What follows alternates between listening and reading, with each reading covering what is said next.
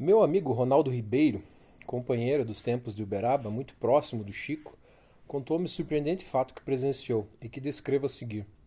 Uma senhora argentina tinha verdadeira compulsão em conhecer o Chico, até que um dia fez a longa viagem do país vizinho até Uberaba.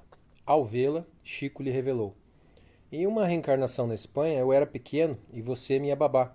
Cantava a música de Ninar que nunca esqueci. E cantou para ela em espanhol a canção de Ninar inteira, deixando-a boquiaberta, sem conter a emoção daqueles instantes. Estava explicado o desejo incontrolável que essa senhora tinha de conhecer, ou melhor, de rever, Chico Xavier.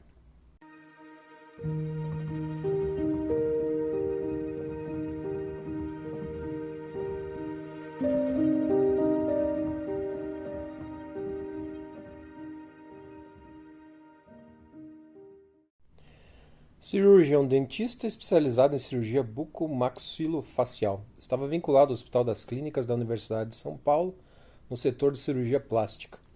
Em 1954, ao prestar exame vestibular na Faculdade de Medicina do Triângulo Mineiro, em Uberaba, hoje Universidade Federal, fiquei conhecendo Valdo Vieira, que cursava o último ano de odontologia. Ao concluir o curso, Valdo foi aconselhado pelo espírito André Luiz a fazer medicina, porque os espíritos ligados ao Chico precisavam dele como médico, sugestão que prontamente atendeu. Ao mesmo tempo, Chico, em Pedro Leopoldo, então muito doente, recebeu do plano espiritual a informação de que estavam preparando um médico para cuidar dele. Valdo era excelente médium e profundo conhecedor da doutrina espírita. Aprendi muito com ele, éramos vinculados por laços de fraternal amizade. Aconselhou-me a ler as obras de Kardec, Manuel e André Luiz. 10 anos antes de transferir-se para Uberaba, como funcionário do Ministério da Agricultura, Chico foi designado para ir àquela cidade, a serviço na exposição de gado. Ao chegar, ouviu de um espírito a informação de que um dia mudar-se-ia para lá.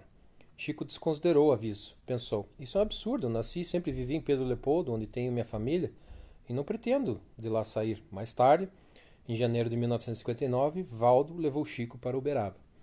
No período de transição da mudança, receberam em parceria o livro Evolução em Dois Mundos, cujos capítulos foram psicografados alternadamente. Chico recebia um capítulo em Pedro Leopoldo e Valdo recebia o seguinte em Uberaba, até a conclusão do livro. Logo que Chico passou a residir em Uberaba, pudemos abraçá-lo pessoalmente. O primeiro contato foi rápido, mas lembro de que ele me falou: estou escutando que o Dr. Francisco Fajardo vai ajudar o senhor nas cirurgias. Referia-se a um médico do plano espiritual. Quando eu e Terezinha conversamos pela segunda vez com Chico, ele já nos convidou para tomar parte das sessões de desobsessão que se iniciavam na comunhão espírita cristã, como menciono no capítulo anterior. De acordo com o Código de Ética, o médico deve guardar segredo profissional no que tange aos seus pacientes. Porém, quando se trata de pessoas conhecidas, qual Chico Xavier, de destaque público, como observamos amplamente na mídia e como o fato em questão espalhou-se no meio espírita, tomamos a liberdade de divulgá-lo por considerar o esclarecimento a respeito do que ocorreu no hospital útil e rico de revelações, como veremos adiante. Chico sofreu terrivelmente durante anos em consequência de retenção de urina devido a um adenoma de próstata, além de uma hérnia inguinal recidivada, já anteriormente operada, que muito o incomodava. Confidenciou-me que um dia precisaria ser operado e que o Dr. Bezerra lhe dissera que ele somente o seria quando quisesse, quando tivesse vontade, pois ninguém iria interferir no seu livre-arbítrio. Esse dia chegou. Fiquei atônito quando me encarregou de escolher o médico e o hospital, afirmando que eu deveria tomar parte na cirurgia. Rogou-me também que mantivesse sigilo a respeito. Segundo ele, a operação não poderia ser feita em Uberaba, para não causar compreensível tumulto, e sim em São Paulo. Seu pedido deixou-me aturdido, pois, além da tremenda responsabilidade de que Chico me investira, senti-me destituído do mérito que absolutamente estava longe de possuir. Recomendou-me que somente Nena, Galves, Susana Moucinho, Terezinha e a minha saudosa esposa e eu poderíamos saber de sua solicitação. Depois de alguns meses, voltei a Uberaba sem avisar Chico. E quando ele abriu a porta, já me esperava com todos os exames pré-operatórios na mão. Ao retornar a São Paulo, apresentei-os ao urologista Dr. Levi de Almeida, no Hospital Santa Helena. Expliquei-lhe que se tratava de uma pessoa a quem eu queria muitíssimo bem, sem porém identificá-la. Cada cirurgião tem a sua equipe organizada, e não teria propósito eu lhe pedir para auxiliá-lo. Contudo, para minha surpresa, ele disse: eu o opero, e você me ajuda. Marcamos o dia, e na véspera, Galves e eu acompanhamos Chico no aeroporto. Ele veio sozinho do Uberaba. Levamo-no ao consultório do urologista, Dr. Levi, que ao vê-lo perguntou: você não é o Xavier, não? Chico humildemente respondeu: seu criado. Interessante o Levi tê-lo identificado, pois o Chico ainda não era tão conhecido, já que sua presença na mídia televisiva ocorreria na década seguinte. Internamo-no à noite, à entrada do Hospital Santa Helena. Chico perguntou-me se o tumor não poderia tornar-se maligno, expressando-se precisamente assim: Dr. Oswaldo, o adenoma não pode transformar-se em adenocarcinoma? Então ponderei: fique tranquilo, a imagem radiográfica está muito nítida, o tumor é benigno.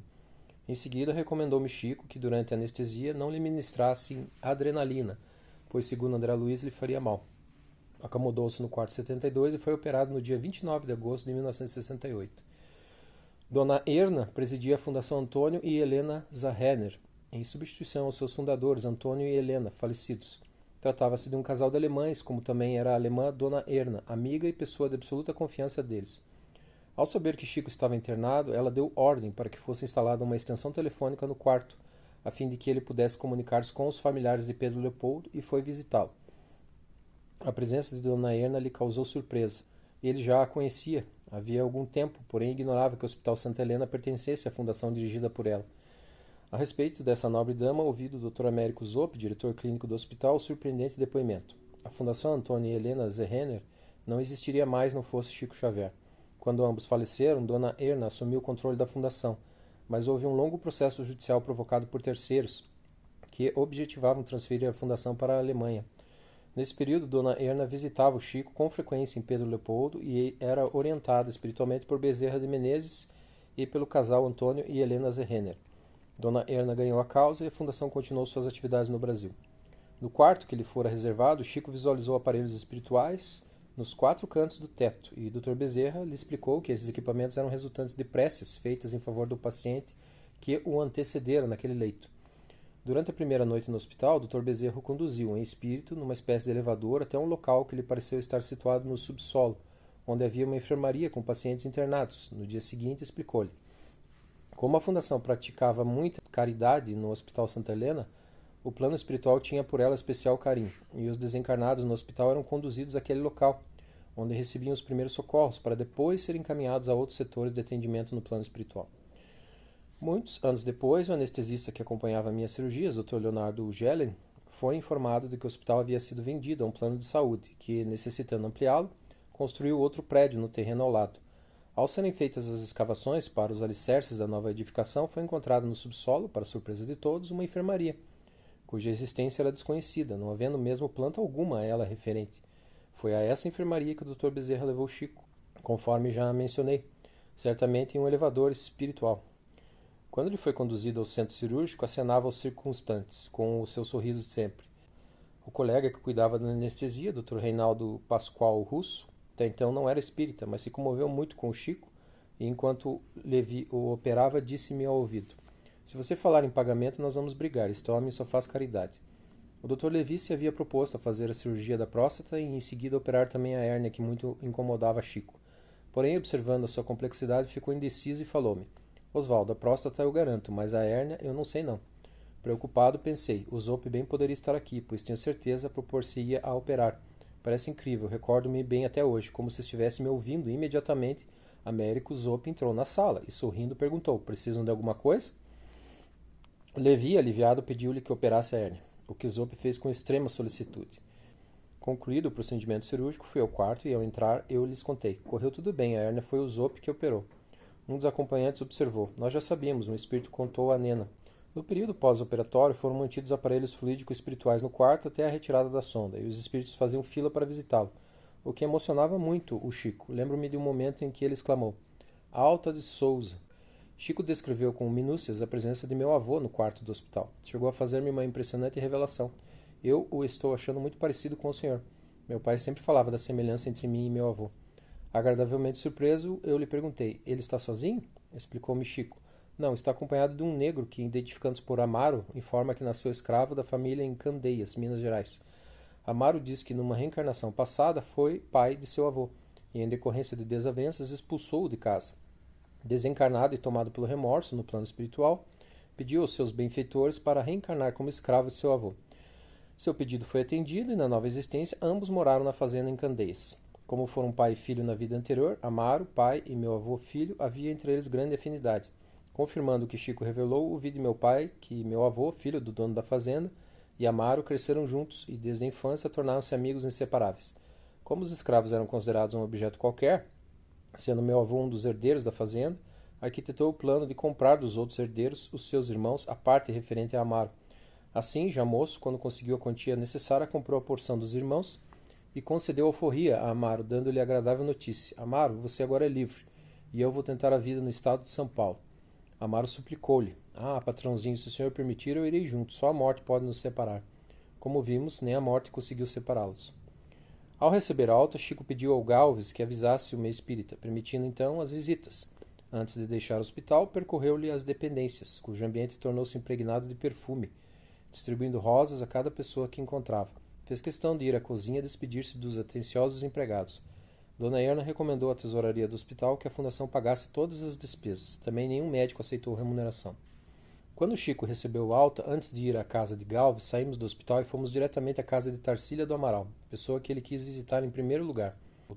Quando Chico voltou à sua cidade natal, eu estava em uma jornada científica relacionada à minha especialidade em Caxambu, Minas Gerais. Preocupado com seu estado de saúde, tentei uma noite falar-lhe por telefone, mas não consegui. Após várias tentativas, deitei-me e logo adormeci. Durante o sono, Chico apareceu nitidamente ao meu lado e disse-me: Fique sossegado, eu estou bem. Quando assim se expressou, pensei em si mesmado. Como ele adivinhou que eu, em Caxambu, estava preocupado com sua recuperação depois da cirurgia recente?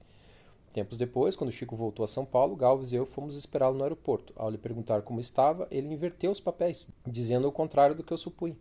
Eu estou bem, pois você foi me ver? Na realidade, Chico, considerando a minha preocupação com seu pós-operatório, apresentou-se a mim em desdobramento mediúnico e, com a modéstia e humildade que lhe eram próprias, inverteu os papéis. Disse que eu é que fui vê-lo.